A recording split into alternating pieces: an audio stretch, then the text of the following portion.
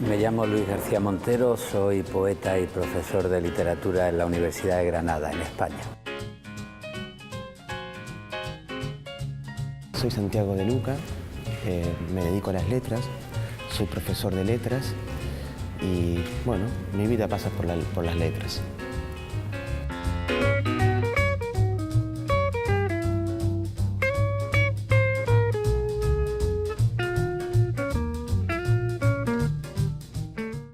Hola Luis, gracias, bienvenido a mi ciudad. Gracias a ti por la hospitalidad de esta ciudad. Bueno, tú eres un poeta muy conocido, sabemos que eres Premio Nacional de España de Literatura, has sido amigo de Rafael Alberti, Serrat ha cantado tus poemas, Sabina ha cantado tus poemas. Sin embargo, yo te quiero preguntar por tu trayectoria poética, si la tendrías que definir o verla ahora con perspectivas. ¿Qué nos puedes contar de tu trayectoria poética? Yo me dedico a la poesía por vocación. La vida es un conjunto de azares que van perfilando una voluntad. Cuando yo era niño, mi padre leía en voz alta algunos de sus poemas preferidos, que eran para mí como novelas de aventura. Recitaba, por ejemplo, la canción del pirata de Espronceda, y yo me identificaba con la rebeldía de ese pirata que era capaz de violar las leyes del imperio inglés, ¿no? Y después fui al colegio y un profesor me puso un disco que acababa de publicar Serrat con poemas de don Antonio Machado, y después en la biblioteca, en casa de mis padres, descubrí la poesía completa de Federico García Lorca, y todo eso fue perfilando una complicidad con la poesía, y para mí ya desarrollarme como persona fue dedicarme a la poesía. Estudié letras, publiqué mi primer libro en 1980 y desde entonces intento mantener la lealtad a lo que define mi persona, la poesía, aunque voy, claro, evolucionando a lo largo de los años, porque da mucho miedo a esas personas que dicen sigo pensando lo mismo que hace 30 años. No, por fortuna los años nos enriquecen. Lo que sí es verdad es que yo mantengo la lealtad a ese proceso de conocimiento del ser humano, de la realidad, de los sueños, de los sentimientos que hemos dado en llamar poesía. Bueno, estos días hablábamos del tiempo y vos me contabas de tu idea del tiempo no utilitario de la poesía, de la importancia que, bueno, es importante expresar lo que se quiere decir, ¿no? Que eso es algo ya dado de la democracia, pero que la verdadera libertad, me decías, es no solo decir lo que se piensa, sino pensar lo que se dice. ¿Podrías desarrollar esta idea? Decir lo que pensamos es importante, y quien ha nacido en una dictadura como yo, pues sabe lo importante que es tener libertad de expresión. Pero hay algo, a mí me parece más importante para completar la libertad, que no es solo decir lo que pensamos, sino poder pensar lo que decimos. Porque a veces estamos dominados por dogmas, por corrientes de opinión, por pensamientos únicos que otros han pensado por nosotros, y nos creemos muy originales cuando los repetimos porque es una moda que hemos visto en televisión, ¿no? Tú me planteabas el asunto del tiempo, que yo creo que es muy importante, porque las sociedades se definen cuando se definen en torno al tiempo. La idea del tiempo que tiene cada sociedad es muy importante, y yo creo que todo el mundo me comprende cuando digo que si vamos corriendo por la vida acabamos pensando con los pies. Necesitamos tiempo para pensar en nosotros mismos, para hacernos dueños de nuestras propias opiniones, pero necesitamos tiempo también, por ejemplo, para mirar a los ojos a una pareja, para tomarse una copa con un amigo y preguntarle qué es lo que te pasa, por qué tienes una preocupación. Si no tenemos tiempo para nosotros mismos, acabamos viviendo muy alejados de la verdadera condición del ser humano. Yo defiendo frente a las utilidades mercantilistas, frente al tiempo de usar y tirar que nos convierte a todos en una mercancía, defiendo una idea del tiempo que tiene más que ver con la poesía, con la literatura. Ser dueños de nosotros mismos es ser libres. Y en tu poesía también yo encuentro que es una poesía del tono de la amistad. Hay como una trabajada naturalidad. Sí. ¿Cómo se llega a eso? ¿Cómo llegaste a tu tono? La poesía es un ejercicio de conocimiento a través de las palabras. Y la poesía es un artificio. Lo que pasa es que los artificios pueden provocar efectos de deslumbramiento a través de metáforas audaces o pueden provocar efectos de naturalidad. Para mí, la poesía, no como lector, porque yo disfruto de todo tipo de tradiciones poéticas, la poesía es muy rica, pero sí como escritor, para mí la poesía me ha acercado al tono de la naturalidad, porque es la música del pensamiento, de la conversación entre dos amigos, un autor y un lector, que deciden contarse la verdad de sus vidas, ¿no? Y eso exige un esfuerzo retórico importante, porque no basta con poner un magnetofón o una grabadora y reproducir lo que se dice. Cuando uno pone una grabadora y escuchamos la transcripción, suena todo muy a falso, porque al hablar creamos un artificio. La poesía que busca un tono de conversación, una música de naturalidad, exige también trabajar. Y bueno, eso me gusta a mí, porque yo mantengo que el poeta no es aquel que se inventa una lengua rara, sino que el que trata con belleza poética y con intensidad el lenguaje de todos. Por lo tanto, ¿no estás de acuerdo con esa idea de la poesía como un desahogo? Bueno, es que la poesía es algo más que un desahogo. Un desahogo lo puede tener cualquiera. Si yo estoy enfadado, pues puedo desahogarme, o si estoy enamorado, puedo desahogarme. Pero la poesía es arte que sirve para provocar emociones en los demás. Y en ese sentido no basta con decir cuánto te quiero, yo estoy muy enamorado. Bueno, eso es un problema mío, es una confesión biográfica. Lo que yo debo procurar como escritor es que cuando el lector lea el poema, sienta él, habite él el poema y piense no en mi amor, sino en el suyo, en su experiencia del amor. Borges decía que la poesía tiene mucho de recuerdo. Bueno, a mí me gusta en los poemas provocar un efecto para que el lector no piense en mi novia, sino que piense en su amor, en su novia o en su novio. Y por eso los poetas sabemos que no se trata solo de sentir. Por fortuna para la vida, sienten todos los seres humanos. Se trata de utilizar los recursos del arte para provocar efectos de emoción. Y por eso yo digo que la poesía no es un desahogo, sino un trabajo que intenta producir emociones en los demás. Luis, ahora te quiero preguntar sobre tu vida en el mundillo literario, sí, o de artista. Estás en Argentina, un país muy sabinero. Sí. ¿Cómo es tu amistad con Joaquín? ¿Qué nos podés contar de tu amistad? Sé que han hecho cosas juntos. Sí, somos muy amigos. Joaquín estudió en Granada, en mi universidad.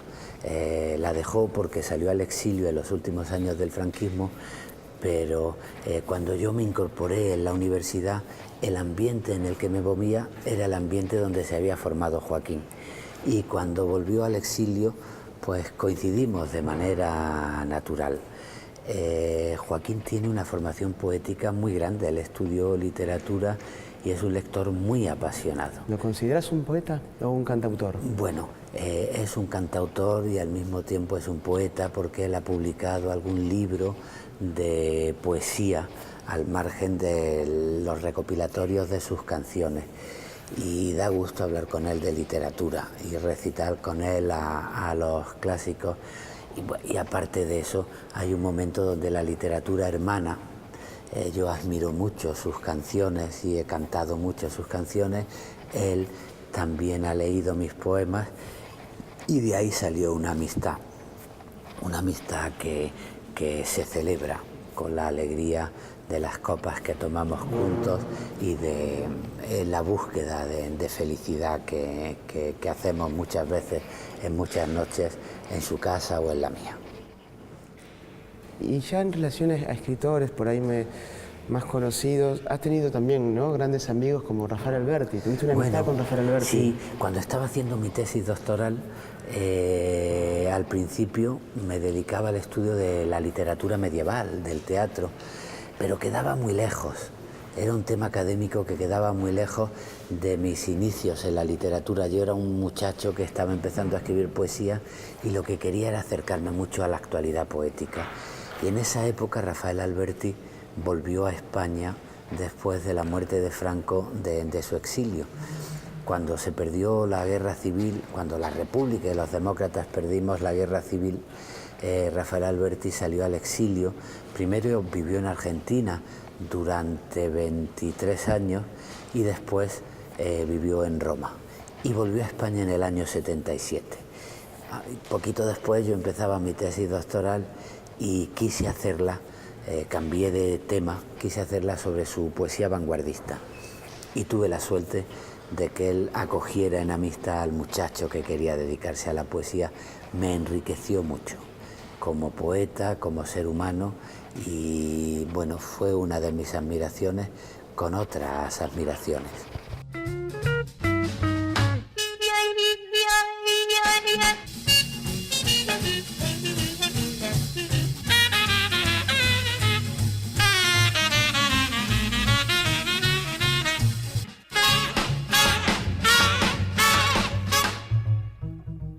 Pienso que indagar la metáfora es indagar algo esencial de la condición humana, porque la metáfora no la inventaron los retóricos, no la inventaron ni siquiera los escritores, es una manera de comunicarse con el mundo. Sin metáforas moriríamos, literalmente, de desesperanza, de mera realidad.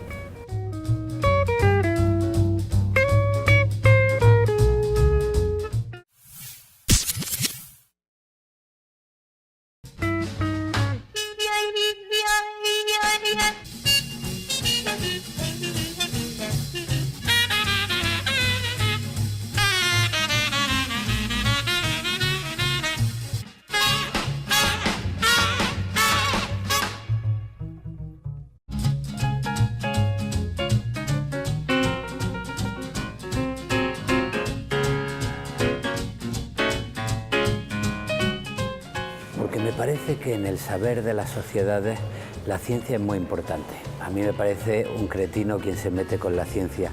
La tecnología es importantísima y me parece un reaccionario quien se mete con la tecnología, pero las humanidades que resume la poesía también son muy importantes, y si no establecemos un diálogo que forme la conciencia de los ciudadanos para después utilizar la tecnología y la ciencia en favor de la dignidad humana, pues estamos equivocándonos. Por eso yo defiendo la poesía.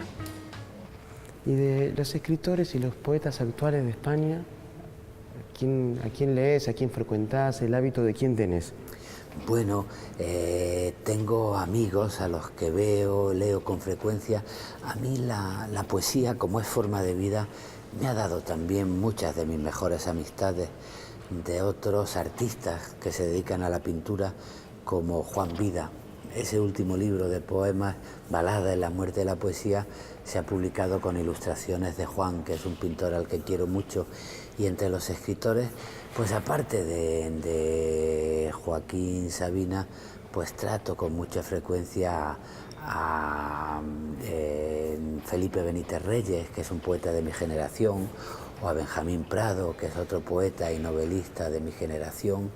Y bueno, además estoy casado con una escritora, con Almudena Grandes, ¿no? De manera que en mi vida... ¿Cómo es eso, Luis? No te me escapes. ¿Cómo es la convivencia de un poeta con una prosista? ¿Cómo se da eso? Bueno, yo creo que es normal que es normal que en las profesiones pues se produzcan relaciones de amistad que después abren la puerta al amor, ¿no? Yo conozco muchos matrimonios que son los dos profesores universitarios o matrimonios que son médicos. Bueno, en mi caso, pues la literatura me llevó a conocer a Almudena, nos enamoramos y es una vida normal de pareja. Hablamos mucho de cosas domésticas, de qué pasa con nuestros hijos, con la educación de nuestros hijos, de quién lleva la casa, y también, claro, hablamos de literatura. Yo soy lector de Almudena y ella es lectora de mi poesía. Yo cuando acabo un poema se lo dejo a ella porque tomo muy en serio sus opiniones. Lo que es muy importante si dos escritores viven juntos es que exista respeto y admiración. Yo admiro la narrativa de Almudena. Me sería muy difícil convivir con un escritor que no admirara, que no me pareciera serio lo que hace, ¿no? Y bueno, a partir de ahí pues tengo la suerte de convivir con una persona con la que puedo hablar de mis gustos literarios, de mis inquietudes. Y por ejemplo, cuando yo tengo un poema en la cabeza, ella no se enfada si me dice algo y yo no la estoy oyendo, porque piensa que tengo un poema en la cabeza y que estoy con la cabeza en las nubes. Y a mí me pasa lo mismo con ella, ¿no? Sé que a veces cuando está escribiendo una novela, pues está viviendo no en nuestra casa en el año 2016, sino en un barrio de Madrid de 1940 donde se está desarrollando una historia. Eso también nos ayuda a comprendernos mucho. Fue Almudena quien dijo que era fácil entrar a tu poesía, pero era muy difícil salir de tu poesía. Bueno, yo se lo agradezco. Pero sin embargo me hace acordar algo de Borges, ya que estamos en un año borgiano, cuando Borges decía que el escritor comienza siendo vanidosamente barroco, y si los astros son favorables, que en tu caso lo han sido, descubre no la sencillez o la nada, sino la secreta complejidad. Sí. Eso que dice Almudena yo lo asocio a una secreta complejidad en tu poesía. Bueno, Borges es un maestro en la tradición en la que yo me he formado y él estaba hablando un poco de su evolución. Él, de muy jovencito, se acercó mucho a las vanguardias y ejerció la literatura ultraísta y después fue evolucionando y en su arte poética acabó diciendo que más que el prodigio, él buscaba la verde eternidad del arte, ¿no? Esa poesía que no quería hacer imágenes audaces y llamativas, sino que quería profundizar en una condición humana labrada a lo largo de la historia y a través de los siglos, ¿no? A eso se refiere Borges y yo estoy interesado también en esa tradición. A mí me parece que el arte no es retórica llamativa, sino profundización en la condición humana y que muchas veces debajo de las cosas sencillas está la meditación humana seria, porque a veces la palabrería y el lenguaje raro es como un acto de cobardía para no enfrentarte a las verdades del ser humano. Como Borges nos enseñó, el arte es aquel espejo que nos permite descubrir nuestro propio rostro. El arte es un ejercicio hospitalario. Él decía que la poesía se produce cuando un lector se acerca a un libro y cuando es el lector el que siente emociones.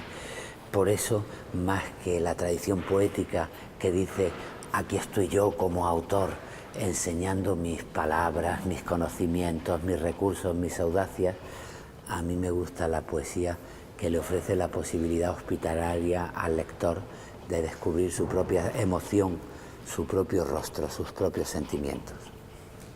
Y Luis, tuviste también amigos escritores y poetas en Argentina, ¿no? Sí. Por ejemplo, ¿a quién admirabas o frecuentas? Bueno, yo tuve la oportunidad de muy jovencito en mi primer viaje de conocer a Borges. Tuve la oportunidad de conocerlo, no tuve amistad con él. Sí tuve amistad después con otros poetas argentinos. Algún maestro como Juan Gelman me abrió las puertas de su amistad y después, claro, he ido conociendo a poetas de mi edad, más o menos a los que a los que admiro mucho. Por hablar de poetas que son amigos, pues recuerdo a Jorge Bocanera, a Hugo Mujica, a poetas más jóvenes ahora, como Carlos Aldazábal o como Osvaldo Picardo. Y he tenido la suerte de tener colegas también en la universidad.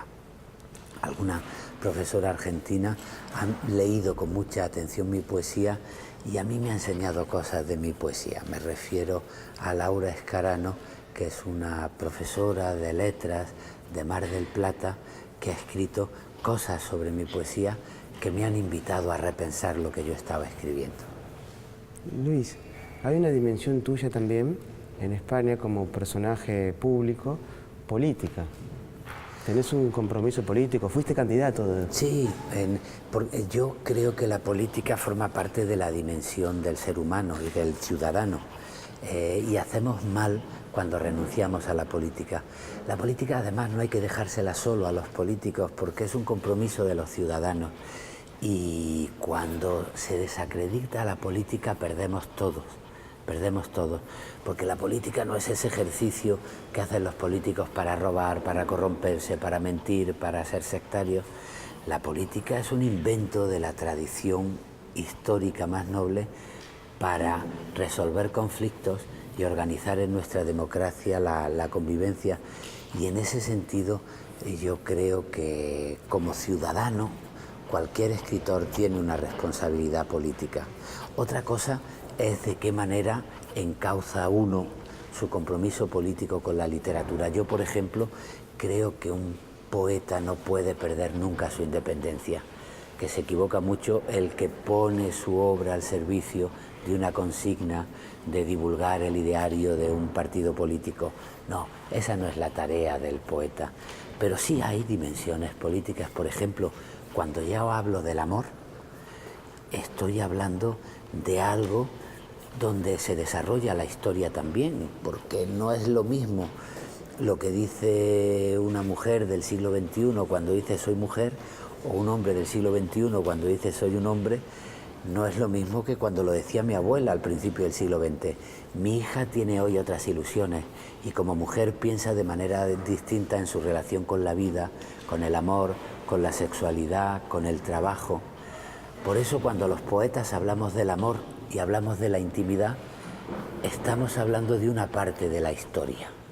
Los sentimientos son también históricos y si conseguimos hacer cada vez más libres y más iguales los sentimientos, estaremos haciendo avanzar la historia. La historia no solo ocurre en las plazas públicas, ocurre también en la alcoba, en la cama de dos enamorados, y si conseguimos dignificar la cama de dos enamorados, conseguiremos dignificar la historia. Luis, ¿lees poetas con admiración que estén en las antípodas políticas tuyas? Sí, por ejemplo. ¿Cómo no? Pues bueno, en la tradición clásica hay muchos poetas que porque vivieron en un momento determinado no tienen nada que ver con mis ideas.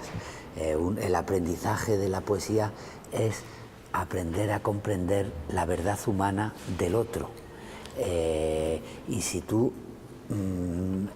observas la verdad humana del otro, te acabas quedando con la verdad humana, no con las ideas del otro. Quevedo era muy reaccionario y yo lo admiro mucho. Por hablar de poetas cercanos, pues por ejemplo, Eliot fue un poeta muy conservador que yo admiro mucho. Yo no soy nada religioso y me emociono con San Juan de la Cruz. Las ideas políticas de Borges no son las mías y para mí ha sido uno de los maestros. En la actualidad yo admiro mucho a Vargas Llosa como novelista. Creo que novelas suyas como La ciudad y los perros son maravillosas y Vargas Llosa es un escritor neoliberal que cree con fe ciega en el mercado y yo creo que el mercado es un peligro para la dignidad humana. A mí soy partidario de los estados que con leyes regulan los egoísmos del mercado, ¿no? De manera que se puede admirar literariamente a gente que no que no tiene el mismo pensamiento que uno. Luis, para terminar esta conversación tan agradable con vos, te vuelvo a preguntar lo que te pregunté hace unos días. ¿Se puede ser un buen poeta y ser alegre? Sí, se debe ser alegre en la vida. Yo creo que los seres humanos debemos buscar la alegría, y me gusta que utilices la palabra alegría porque quizá la palabra felicidad es muy solemne. Uno no puede ser feliz estando las cosas como están y viviendo en un mundo donde puede ganar unas elecciones un individuo como Donald Trump, por ejemplo. Pero aún sabiendo que vivimos en la injusticia, creo que debemos apostar por la alegría.